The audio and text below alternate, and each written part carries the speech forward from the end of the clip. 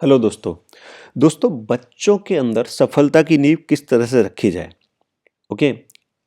ये हम आज डिस्कस करने वाले हैं क्या क्या पॉइंट ऐसे हैं जिसका हम अगर शुरू से ध्यान रखें ना तो बच्चों के अंदर हम सफलता की नींव रख सकते हैं। ये बच्चे बड़े होके जो भी उनकी सफलता की डेफिनेशन है ना उसके हिसाब से सक्सेस होंगे। जो भी उन्होंने गोल सेट किए वो अचीव करेंगे उसको। ओके। तो सबसे पहले जो जरूरी है वो है उनके अंदर पढ़ने की आदत डेवलप करना।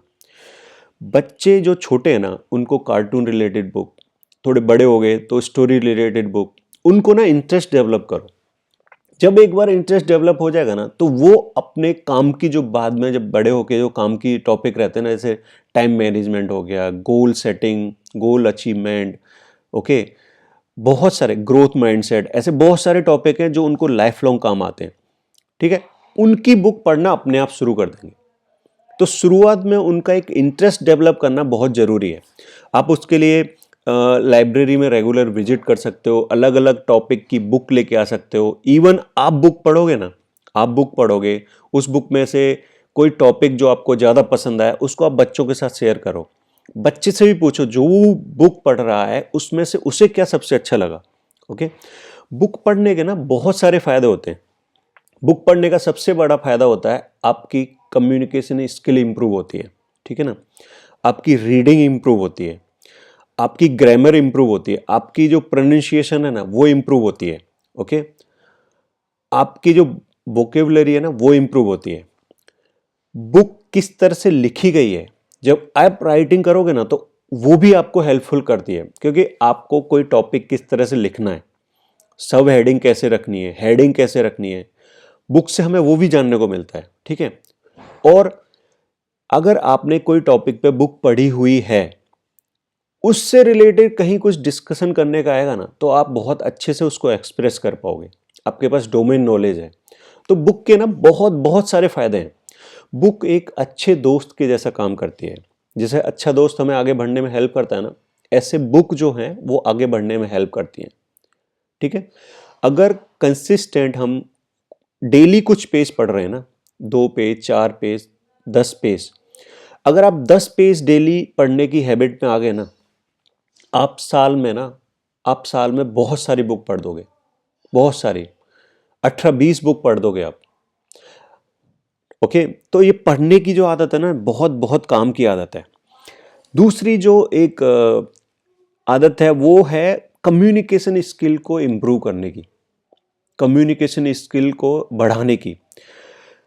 सबसे पहले उसमें ना एक्टिव लिसनिंग के बारे में उनको बताओ। जब वो आपसे बात कर रहे हैं उसको अटेंटिवली आप सुनो, फुल, मतलब फुल अटेंशन के साथ सुनो आप। जैसे वो दूसरों से बात करोगे, बात करेंगे, या जैसे उनसे कोई दूसरा बात कर रहा है तो वो अटेंटिवली उस चीज को सुनेंगे। एक्टिव लिसनिंग है ना बहुत पावरफुल चीज है, दूसरों के व्यूज को समझना। क्योंकि कई बार हम उस तरह से सुनते हैं कि हम तुरंत रिएक्शन देने के मोड में रहते हैं। जैसे उसने अभी बात खत्म भी नहीं की और हमने अपना आंसर रेडी कर लिया या अपना काउंटर रेडी कर लिया जो उसके लिए हम बोलने के लिए तैयार है। ठीक है ना, तो ऐसा नहीं करना है। एक्टिव लिसनिंग मतलब अटेंटिवली पहले सुनना है, सुनने के बाद सोच समझ के आंसर देना है। ओके। क्लियर और रेस्पेक्टफुल वे में बात करनी है, अपने एक्सप्रेशन अच्छे रखने हैं। जितने भी पब्लिक स्पीकिंग के मौके मिले, जैसे स्कूल में कोई डिबेट फंक्शन है, ओके, इवन जहां सोसाइटी में आप रह रहे हो वहां कोई प्रोग्राम हो रहा है तो बच्चों को एनकरेज करो उस प्रोग्राम में पार्टिसिपेट करने के लिए, चाहे एक्टिविटी की फॉर्म में। इवन अगर एक्टिविटी के फॉर्म में नहीं तो जो एक्टिविटी वहां चल रही है ना उसमें जुड़ने के लिए बोलो, जो अरेंजमेंट की तैयारी चल रही है ना उसमें जुड़ने के लिए बोलो। उसमें वो बात करेगा, दूसरे लोगों से मिलेगा, बात करेगा, कुछ सीखेगा। उसमें जो अंदर झिझक है ना वो दूर हो जाएगी। ओके। अगर ये शुरुआत से बच्चा करता है ना, अपने कम्युनिकेशन पे ध्यान देता है ना, तो ये बच्चा बड़े होके किसी भी सीनियर आदमी से, किसी भी हाई प्रोफाइल आदमी से बेझिझक बात कर सकता है। इसके अंदर डर नहीं रहेगा, झिझक नहीं रहेगी।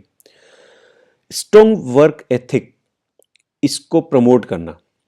बच्चों को जो टास्क दे रहे हो या बच्चे जो टास्क कर रहे हैं ना, उसमें उनकी क्लियर एक्सपेक्टेशन सेट कर दो कि भाई इसमें इतना ये चीज़ होनी चाहिए, ठीक है। बच्चों को रेस्पॉन्सिबिलिटी के बारे में बताओ, आप किस तरह से रेस्पॉन्सिबिलिटी लेते हो, आप अपनी रेस्पॉन्सिबिलिटी किस तरह से निभाते हो, ऑफिस की हो गई, घर की हो गई, बिजनेस की हो गई, उसमें उनको इन्वॉल्व रखो। वो जो रेस्पॉन्सिबिलिटी ले रहे हैं उसमें उनको एनकरेज करो। जो वो चीज़ स्टार्ट कर रहे हैं उसको फिनिश करने के लिए उनको प्रोत्साहन दो। कई बार आधी आधी चीज़ करने में लॉजिक नहीं रहता, कोई एक चीज़ शुरू की ना उसको फिनिश करो। ये अगर आदत शुरू से डेवलप हो गई ना, ये बच्चे कहीं रुकने वाले नहीं है। जो चीज़ से भिड़ेंगे ना उसको पूरा करेंगे। ऐसा नहीं पता चला एक चीज़ शुरू की, मन नहीं लगा, दूसरी शुरू कर दी, उसमें भी मन नहीं लगा, पता चला इस तरह से बात नहीं बनती, ठीक है। उनके हार्ड वर्क को प्रेज करो, उनके हार्ड वर्क के एवज में जो भी आपको रिवार्ड देना है वो रिवार्ड दो। उनके एफर्ट्स को एनकरेज करो, ओके। जो भी स्ट्रेटेजी, जो भी लॉजिक लगा के वो आगे बढ़ रहे हैं ना, उसको प्रेज करो। ये बहुत जरूरी टॉपिक है, फाइनेंशियल लिटरेसी। उनको बताओ सेविंग करना क्यों जरूरी है, सेविंग करने से क्या फायदे हैं, बजटिंग क्यों जरूरी है, बजटिंग से क्या फायदे हैं। ओवरऑल मनी मैनेजमेंट सिखाओ उनको, पावर ऑफ कंपाउंडिंग सिखाओ, इंटरेस्ट की क्या पावर होती है, कंपाउंडिंग की क्या पावर होती है, वो सिखाओ। उनको खुद के फाइनेंशियल गोल सेट करने में हेल्प करो, ओके। जैसे कई बार बच्चों को ना पेरेंट्स से, मम्मी से, पापा से या दादा दादी से या किसी रिश्तेदार से, कई बार रिश्तेदार घर आते हैं ना तो थोड़े पैसे दे के जाते हैं बच्चों को कई बार। तो वो जो पैसे हैं ना, उनसे वो कोई आइटम खरीदने के लिए ना, जो उनको चाहिए कोई ऐसा आइटम है वो खरीदने के लिए, पता चला जो पैसे आए ना वो पूरे फिजूल खर्ची में खर्च नहीं करने हैं। उनमें से कुछ पैसे बचाने हैं और उस पैसे से कोई जो चीज़ उनको चाहिए ना वो लेके आनी है। ये उनको गाइड करो आप कि आप इस तरह से भी अपनी चीज़ लेके आ सकते हो। दूसरा, कई बार बच्चों के पास सेविंग के पैसे रहते हैं, तो अगर पेरेंट्स उनसे पैसे उधार ले रहे हैं, जरूरी काम पड़ गया, 1000, 5000, 10,000 रुपये ले लिए बच्चों से, तो उनको जब आप रिटर्न करो ना तो वो पैसे प्लस करके रिटर्न करो। उनको बताओ कि ये पैसे, आपके पैसे ने आपके लिए पैसे कमा के दिए। जैसे एग्जाम्पल 1000 रुपये लिए तो उनको 1100 या 1200 रुपये रिटर्न करो। जो 100 या 200 रुपये आप उनको प्लस दे रहे हो ना, उनको बताओ कि ये आपके जो 1000 रुपये है ना उन्होंने कमाए हैं आपके लिए। ये बच्चे को अगर ये लॉजिक शुरू में समझ आ गए ना तो ये बच्चा इतना पैसा कमाएगा ना बहुत अच्छे से, ठीक है ना। मतलब इसके जो बेसिक फाउंडेशन में ये सेविंग्स, पावर ऑफ कंपाउंडिंग, ये लॉजिक बैठ गए ना तो ये बच्चा फाइनेंशियली सक्सेसफुल होगा ही होगा, ओके। एफर्ट और परसिवरेंस और एफर्ट्स के ऊपर एम्फेसिस करना है। मतलब उनको ये बताना है जो चैलेंज है ना वो अपॉर्चुनिटी जैसा काम करता है, वो ऑब्स्टिकल नहीं है, उससे हमें सीखना है और आगे बढ़ना है। जो प्रोग्रेस है उसको सेलिब्रेट करना है। सिर्फ रिजल्ट को सेलिब्रेट करने में कई बार लॉजिक नहीं बनता, ओके। बच्चा फिक्स माइंडसेट में चला जाता है अगर हम उसके सिर्फ रिजल्ट को प्रेज करते हैं तो, ठीक है। एफर्ट और परसिस्टेंस से ही सक्सेस मिलती है, ये उसको जरूरी है बताना। लगातार एफर्ट करते रहना, लगातार एफर्ट करते रहने से ही सक्सेस मिलती है, क्योंकि सक्सेस 2 दिन में नहीं मिलती, सक्सेस के लिए थोड़ा टाइम लगता है। और इस टाइम में कई बार ऑब्स्टिकल आते हैं, सेटबैक आते हैं, तो उनसे आगे बढ़ना, उन सेटबैक को आगे क्रॉस करना, तभी हम सफलता की तरफ बढ़ पाते हैं। गोल सेट करना, चाहे वो गोल एजुकेशन रिलेटेड हो, जो पढ़ाई कर रहे हैं उससे रिलेटेड हो, लाइफ से रिलेटेड हो, उनको गोल सेटिंग के लॉजिक बताओ।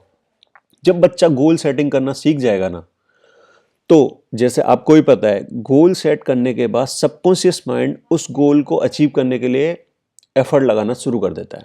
तो अगर गोल सेटिंग करने का लॉजिक बच्चे को शुरू से आ गया ना तो गोल अचीव करने का भी लॉजिक उसको समझ में आ जाएगा, ठीक है। तो कभी गिव अप नहीं करना है, लगातार आगे बढ़ते जाना है।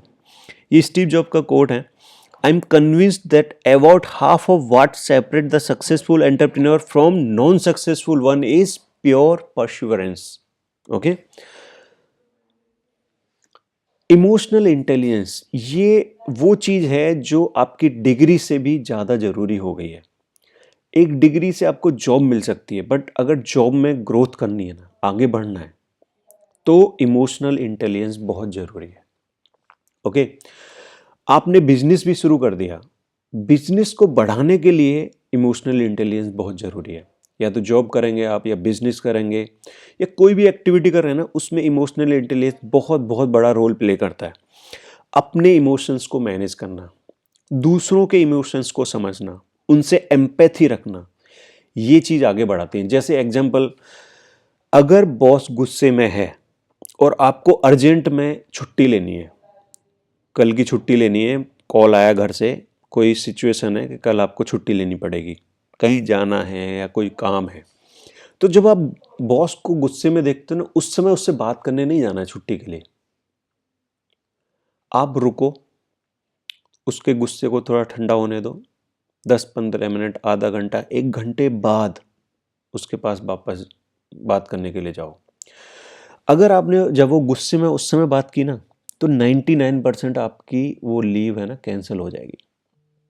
वर्सेस अगर आपने उसके गुस्से को ठंडा होने दिया, टाइम दिया उसको, उसके बाद आप बात करने जाओगे ना, तो 99% चांस है, 99% चांस है कि वो आपकी लीव को अप्रूव कर देगा।